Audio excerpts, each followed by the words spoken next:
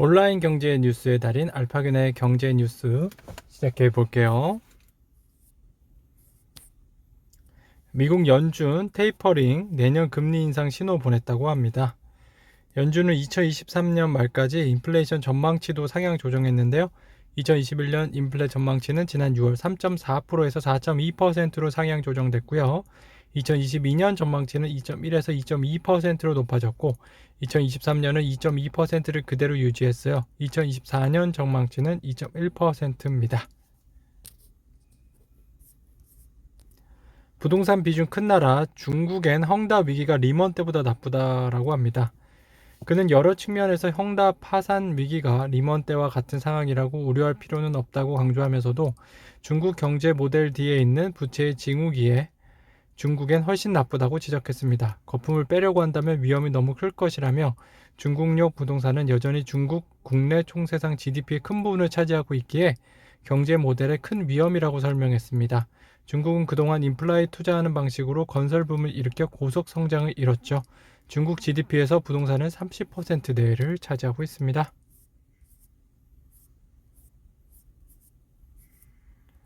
업비트 두나무 국내 큰손 덕에 기업가치 10조 데카콘 됐네요. 축하드립니다. 모다모다 블랙 샴푸 방송 20분 만에 완판됐습니다. 잠깐 두나무 소식으로 돌아가 볼게요. 두나무는 매월 수천억 원 수준의 영업이익을 올리고 있어 현금 창출 능력이 탁월한 것으로 꼽힌다. 신규 자금 조달 필요성이 없는 까닭에 기존 주주들의 지분이 희석되는 신주 발행 방식의 투자 유치 지향하고 있습니다. 당분간 구주 매출을 통한 투자 유치가 지속될 것으로 보이네요. 이번 투자에는 알토스 투자벤처스, 하나금융투자, 세안창업투자가 새로 등장했고요. 기존 투나무 투자자들인 에이티멈 인베스트먼트 등이 보유한 구주를 인수하는 방식입니다. 가장 많은 투자금을 베팅한 곳은 약 600억 원을 투자한 세안창투고요. 하나금융투는 300억 원, 알토스 벤처스는 100억 원을 투자했습니다. 이번 투자에서 두나무의 주당 단가는 30에서 35만 원 수준으로 거래됐고요. 해당 단가를 전체 기업 가치로 환산했을 경우 10조 1,500억 원에서 10조 1,800억 원 수준으로 파악됩니다. 두나무는 올해 2월과 4월에 DSC 인베스트먼트로부터 투자를 유치했을 당시 기업 가치는 각각 1조 5천억 원, 6조 7천억 원으로 기업 가치를 평가받았죠. 불과 몇 개월 만에 기업 가치가 추가로 수조 원이 뛴 셈이네요. 김한규 청와대 비서관 스타트업에 1억 투자, 안성우 87억, 배우자 7억대 토지 상속했습니다. 현직자 재산 규모 1위는 160억 6,633만 원을 신고한 주현 국무조정실 산업연구원장이고요. 또 야권 대선 주자인 최재형 전 감사원장은 총 20억 3,939만 원의 규모의 재산을 신고했는데 큰딸이 부모로부터 4억 원을 빌려 강남 아파트를 매입하는 원금의 일부인 8천만 원을 갚은 것으로 확인됐죠. 이용구 전 법무부 차관은 7월 채직자들 가운데 두 번째로 많은 46억 9,351만 원을 신고했죠. 그는 공시지가 상승 효과로 서초동 아파트가 약 2억 6,500만 원 올랐고 가족 명의로 된 에버랜드 인근 땅은 8,700만 원의 차익을 받습니다.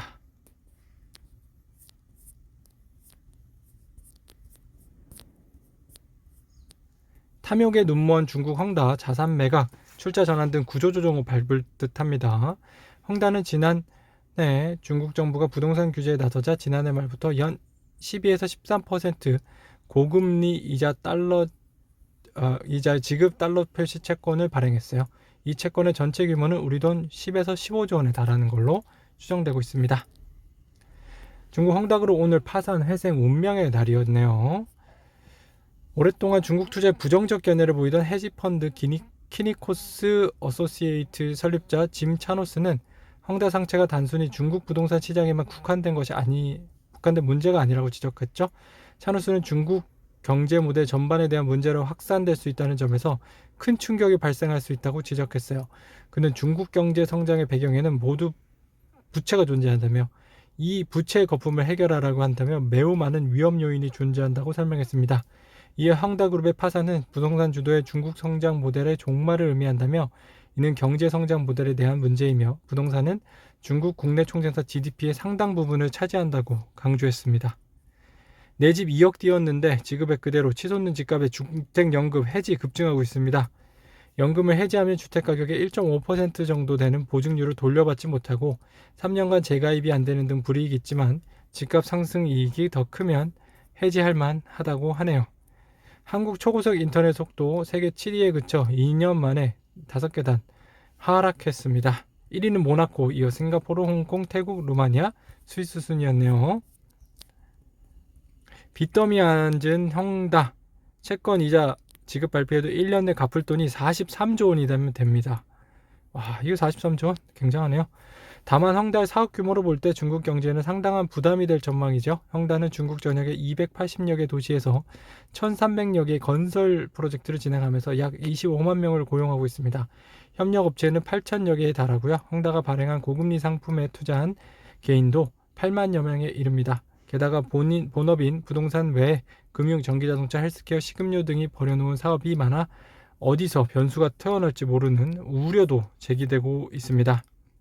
한 곳만 터져도 100배 잭팟, 직장인들 베팅 나섰네요. 엔젤 투자는 직접 투자와 간접 투자를 가리지 않고 모두 급증하는 투자입니다. 직접 투자는 개인이 기업과 접촉하거나 엔젤 클럽 활동을 통해 투자하는 형태고요.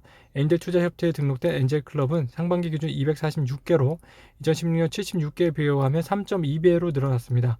간접 투자는 49명의 이하의 개인이 모여 100만에서 1억 원씩 개인 투자 조합에 출자하는 방식이고요. 올 상반기 개인 투자 조합수는 1743개, 결성액은 1조 1568억 원으로 2016년 대비 각각 8배, 10배가량 늘어났죠.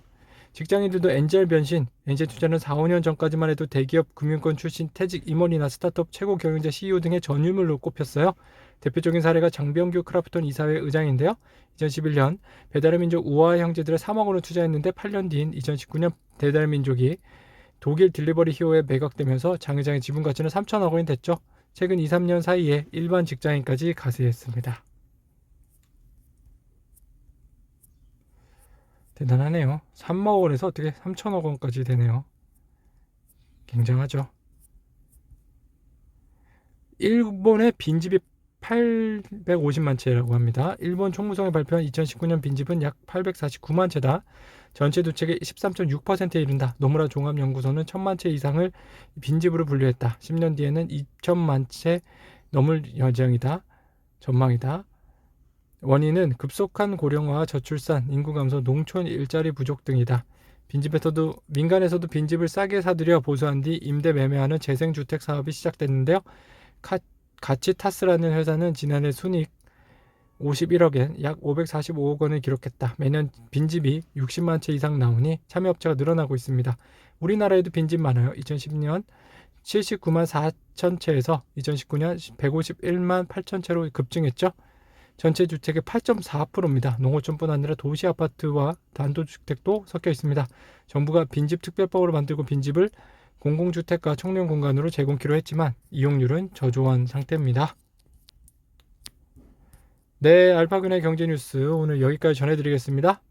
즐거운 주말 되세요. 감사합니다.